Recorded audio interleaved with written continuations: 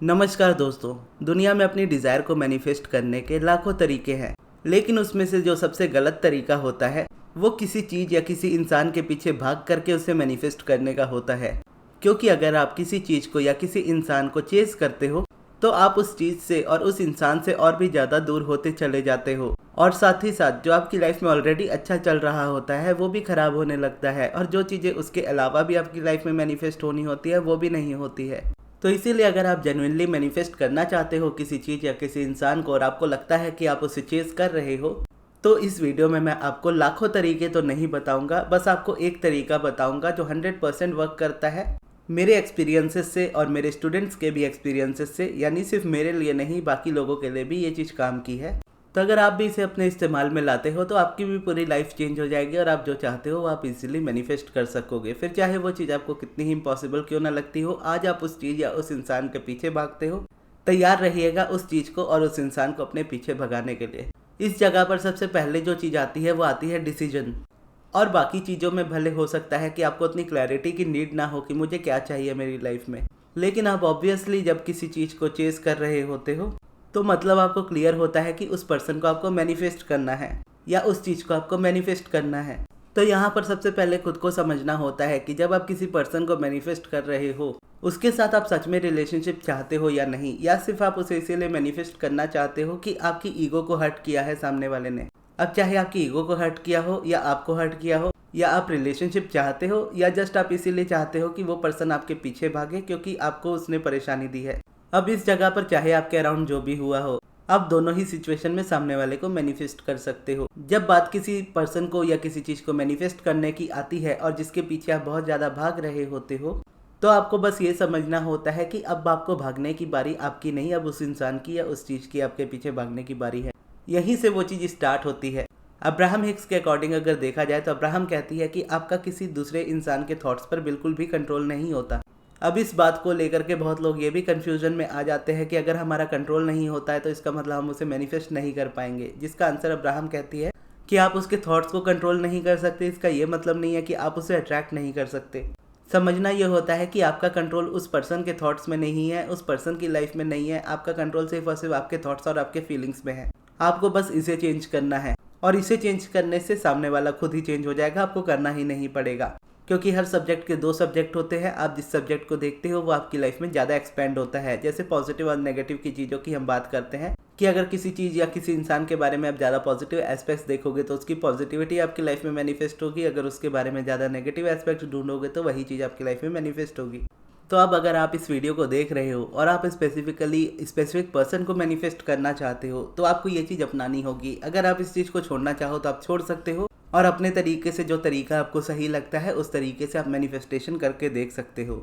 लेकिन अगर आप इस तरीके को इस्तेमाल करते हो जो आपको सुनने में मुश्किल लग सकता है, लेकिन ये आपको इस तरीके से चेंज करेगा कि आप इस तरीके के इंसान बनोगे कि आप अट्रैक्ट करोगे। आपको किसी चीज़ या किसी इंसान के पीछे आज के बाद कभी भी भागने की ज़रूरत नहीं होगी। क्योंकि हम अपनी लाइफ में भी कुछ पैटर्न्स को देखते हुए आते हैं कि कई बार हमारे पैटर्न्स रिपीट होते हैं कि एक रिलेशनशिप है बार बार एक ही तरीके से ब्रेक हो जाता है, या एक जगह पे आपको बार बार ठोकर मिलती है। सारी चीज़ें मैनिफेस्ट हो जाती है, सिर्फ वो एक चीज़ या वो एक इंसान नहीं मैनिफेस्ट होता। तो इस जगह पर अब्राहम कहती है कि अगर आप किसी पर्सन को मैनिफेस्ट करना चाहते हो तो वो पर्सन आपकी इक्वेशन में कभी नहीं होना चाहिए, जिसका मतलब यह है कि आपकी लाइफ में प्रायोरिटी नहीं होनी चाहिए उस पर्सन को मैनिफेस्ट करने की। क्योंकि यहाँ पर आपको ये बताया जा रहा है कि आप इम्पोर्टेंट पर्सन हो, वो इंसान नहीं। वो इंसान आपके लिए इम्पोर्टेंट हो सकता है और होना भी चाहिए, लेकिन आपसे ज़्यादा नहीं। आप नंबर 1 प्रायोरिटी पर हो, और अपने आप को आप नंबर 1 प्रायोरिटी पर तभी रख पाओगे जब आप सामने वाले पे फोकस नहीं करोगे। क्योंकि जब आप किसी इंसान पे फोकस कर रहे हो और वो अपनी करंट रियलिटी के हिसाब से रिएक्ट कर रहा है और उसके रिएक्शन को अगर देख करके आप रिएक्ट कर रहे हो, तो इस जगह पर आप हमेशा रेजिस्टेंस क्रिएट करोगे। आपको बस इतना समझना है कि आप इंपॉर्टेंट हो उस पर्सन से ज़्यादा। वो पर्सन इंपॉर्टेंट आपके लिए है लेकिन आपसे ज़्यादा इंपॉर्टेंट नहीं है, और आपको उसे मैनिफेस्ट करने की जरूरत नहीं है, वो खुद ही चल करके आपके पास आ जाएंगे। अब यहाँ तक तो आप समझ गए कि आपको क्या करना है। एक तो आपको खुद को इंपॉर्टेंस देनी है, उस पर्सन को उतनी इंपॉर्टेंस नहीं देनी है जितनी आप देते हो। और उस पर्सन को मैनिफेस्ट करने के लिए आप जो भी टेक्निक या प्रोसेस यूज़ करते हो उसको मैनिफेस्ट करने के लिए वो चीज़ें आप छोड़ सकते हो। अब आप जो भी करोगे आप अपने लिए करोगे, और इस जगह पर जो भी आप प्रोसेस चूज करोगे वो लॉन्ग टर्म प्रोसेस होना चाहिए, वो और वो मस्ट होना चाहिए, यानी उसे करना ही है। उस जगह पर आप मेडिटेशन चूज कर सकते हो, या ग्रेटिट्यूड वर्क चूज कर सकते हो, या फिर आप पॉजिटिव एस्पेक्ट्स चूज कर सकते हो। ये तीनों में से कोई एक या दो या तीनों आप अपने हिसाब से डिसाइड कर लेना कि आपको कैसे जम रहा है। अगर आप एक भी करोगे तो भी चलेगा, तीनों करोगे तो भी चलेगा, दो करोगे तो भी चलेगा। बस आपको इस तरीके से चूज करना है कि आप इसे रेगुलर बेसिस पे कर पाओ, क्योंकि ये 3 प्रोसेस ऐसे प्रोसेसेस है जो किसी डिज़ायर स्पेसिफिक पे उतना वर्क करने के लिए आपको मजबूर नहीं करते। जैसे एफर्मेशंस में होता है, जब आप एफर्मेशन करते हो तो आप किसी पर्टिकुलर सब्जेक्ट को लेकर के अपना सब्जेक्ट का थॉट चेंज करते हो, या अपनी स्टोरी चेंज करते हो उसको लेकर के, और उसे डायरेक्टली चेंज करने की कोशिश करते हो कि कोई चीज़ आपकी लाइफ में नहीं है लेकिन आप बोलोगे कि वो चीज़ मेरी लाइफ में मुझे मिल चुकी है। तो एफर्मेशंस में ये चीज़ होती है, जो कि बहुत अच्छा तरीका भी है अपने माइंड को रिप्रोग्राम करने का, लेकिन हर किसी के लिए वो वर्क नहीं करता, क्योंकि वो आपको स्टार्टिंग में इतनी रेजिस्टेंस देगा कि आप उसे कंट्रोल ही नहीं कर पाओगे। उस रेजिस्टेंस को कंट्रोल नहीं कर पाओगे तो आप एफर्मेशन में कंटिन्यू ही नहीं रह पाओगे, और कंटिन्यू नहीं रहोगे तो रिजल्ट नहीं मिलेगा। लेकिन जब आप मेडिटेशन चूज़ करोगे तो आप उसमें कंसिस्टेंट रह पाओगे, क्योंकि उसमें आप किसी पर्टिकुलर सब्जेक्ट के लिए बंधे नहीं हो कि इस सब्जेक्ट के लिए मैं ये मेडिटेशन कर रहा हूँ या कर रही हूँ। और मेडिटेशन करते करते आपका माइंड धीरे धीरे खुद क्लियर होता जाएगा। यानी जब आप मेडिटेशन करते हो आपको ध्यान हटाना आता है, आप कम थॉट सोचते हो। जब आप कम थॉट सोचते हो कम रेजिस्टेंस क्रिएट करते हो, यानी थॉट्स के फ्लो को थोड़ा सा स्लो कर देता है मेडिटेशन। और उस स्लो करने की वजह से क्या होता है कि जो रेजिस्टेंट थॉट्स होते हैं वो आपके अलाइनमेंट वाले थॉट्स से डिफरेंशिएट होने लगते हैं, यानी कैटेगराइज होने लगते हैं। ऐसे में क्या है, आपका माइंड नेगेटिव ज़्यादा सोचता है, पॉजिटिव कम सोचता है। लेकिन जब आप मेडिटेशन करते रहोगे, धीरे धीरे कंटिन्यू करते रहोगे, तो इस जगह पे होगा ये कि नेगेटिव थॉट्स जो होंगे वो रिलीज होते जाएंगे, क्योंकि मेडिटेशन उस पर से आपको ध्यान हटाने में हेल्प करेगा। तो जब नेगेटिव रिलीज होता जाएगा तो पॉजिटिव जो थॉट्स होते हैं वो नेचुरली आपकी लाइफ में रहेंगे। ठीक, अगर आप ग्रेटिट्यूड वॉक भी इस्तेमाल कर रहे हो या फिर आप पॉजिटिव एस्पेक्ट्स भी इस्तेमाल कर रहे हो, तो ये भी ऐसे प्रोसेस हो जाते हैं जिस जगह पे आपको बहुत ज़्यादा मेहनत नहीं करनी पड़ती और डिज़ायर स्पेसिफिक भी होने की ज़रूरत नहीं होती। यहाँ पर कई लोगों को ऐसा होता है कि वो ग्रेटिट्यूड को फील नहीं कर पाते हैं। अगर ये इस प्रॉब्लम आपकी लाइफ में आती है तो ग्रेटिट्यूड को छोड़ करके आप पॉजिटिव एस्पेक्ट्स चूज़ करोगे। लेकिन अगर आप ग्रेटिट्यूड कर सकते हो और वही आपको पसंद है तो वही आप चूज़ करोगे। लेकिन इस जगह पे आप जो भी चूज़ कर रहे हो, ग्रेटिट्यूड वॉक से रिलेटेड वीडियो और आपको पॉजिटिव एस्पेक्ट्स जैसे मैंने लिखने बताए थे, जब हम अपने कम्युनिटी टैब पर जिस तरीके से लिखा करते थे पॉजिटिव एस्पेक्ट्स को, उस तरीके से आप लिखोगे लाइफ के हर डिफरेंट एस्पेक्ट्स को लेकर के। और ये करने से होगा ये कि आप सिर्फ और सिर्फ अपनी वाइब्रेशन पे वर्क कर रहे होंगे। आपका ध्यान नेचुरली उस चीज़ पे, उस सब्जेक्ट पे ज़्यादा नहीं जाएगा जिसके पीछे आप भाग रहे हो, जिसे आप चेज कर रहे हो। यानी अगर आप कुछ नहीं करते हो तो पूरा दिन आपका उस पर्सन के बारे में सोचने में ही निकल जाएगा, उस चीज़ के बारे में सोचने में ही निकल जाएगा। और अगर आप चेजिंग में हो और उस पर्सन को चेज कर रहे हो तो उस वक्त आपकी जो मेंटेलिटी होगी वो बहुत ज़्यादा डेस्परेशन वाली होगी, बहुत ज़्यादा फ्रस्ट्रेशन वाली होगी, जो आपके लिए वैल्यूएबल नहीं है। क्योंकि अगर आप उस जगह पे ज़िद्दी होकर अड़ भी जाते हो इस जगह पे, तो आने वाले टाइम में जो चीज़ें आपकी लाइफ में ख़राब होंगी ना, फिर उस चीज़ को लेकर के आप ही परेशान होंगे सबसे ज़्यादा। तो इसीलिए चीज़ों को और मत बिगाड़ो, बस इस तरीके में आ जाओ अगर आप जेन्युइनली आना चाहते हो तो। अगर आप नहीं आना चाहते हो तो डेफिनेटली आप अपना तरीका चूज़ कर सकते हो, लेकिन ये तरीका ही ऐसा है कि जहाँ पर आप उस पर्सन के बारे में बात ही नहीं करोगे, स्टिल उसको मैनिफेस्ट करोगे। क्योंकि इस जगह पे वो पर्सन आपकी प्रायोरिटी ही नहीं है। इस जगह पे सिर्फ और सिर्फ आप अपने आप को प्रायोरिटी पर रखे हो कि आपकी फीलिंग सबसे ज़्यादा इंपॉर्टेंट है।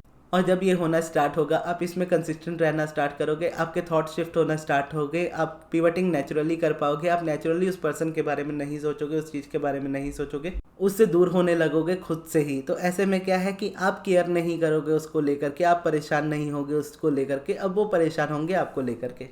कि जो पर्सन दिन रात उसे परेशान करता था, उसे फ़ोन करता था या मैसेज करता था, वो पर्सन अब उससे इंटरेस्ट ही नहीं ले रहा उस वाले इंसान में, या उस पर्सन ने आपको परेशान करना चाहा पर आपने परेशानी को छोड़ करके अपनी हैप्पीनेस को चुन लिया और अपनी हैप्पीनेस पे ही वर्क करने लगे। तो ऐसे में सामने वाला पर्सन इरिटेट हो जाता है कि उसे वो नहीं मिल रहा होता जो आप चाहते हो, यानी जो वो चाहता है।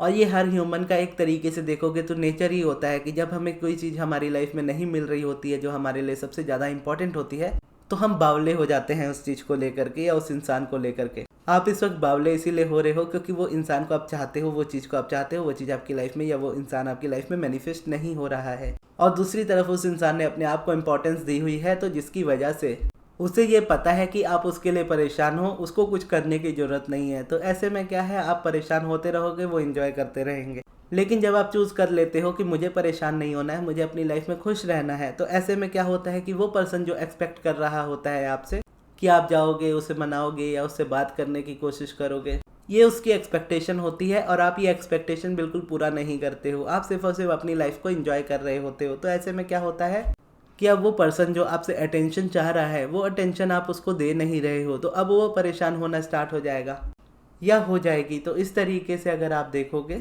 तो अभी जहाँ पर आपने उसको इम्पोर्टेंस दी हुई है वो इम्पोर्टेंस एकदम आप दबा करके उसको एकदम नीचे कर दोगे और अपने आप को एकदम ऊपर कर दोगे। फिर ऐसा होगा कि वो इंसान तड़पता हुआ आपके पास आएगा। अब आपके पास डिसीजन होगा, आपके पास चॉइस होगी कि मुझे इस इंसान को अपनी लाइफ में रखना है या नहीं रखना है, और उस हिसाब से आप एट द एंड अपना डिसीजन लीजिएगा। और ये जितना सुनने में मुश्किल लगता है उससे है कहीं ज़्यादा आसान। आपको इसमें ज़्यादा कुछ करना ही नहीं होता है। एक्चुअल में देखोगे तो इसमें कुछ भी करना नहीं होता। और ये प्रोसेस इसीलिए भी सबसे ज़्यादा अच्छा होता है क्योंकि आप में से बहुत लोग जो मेरी वीडियोस देखते हो आप लोग कर्मा में बिलीव करते हो। तो कर्मा में अगर बिलीव करते हो तो कई बार ये भी डर रहता है किसी इंसान को मैनिफेस्ट करना सही है या गलत है, या बहुत सारी चीज़ें मन में आती है कि हम गलत तो नहीं कर रहे क्या।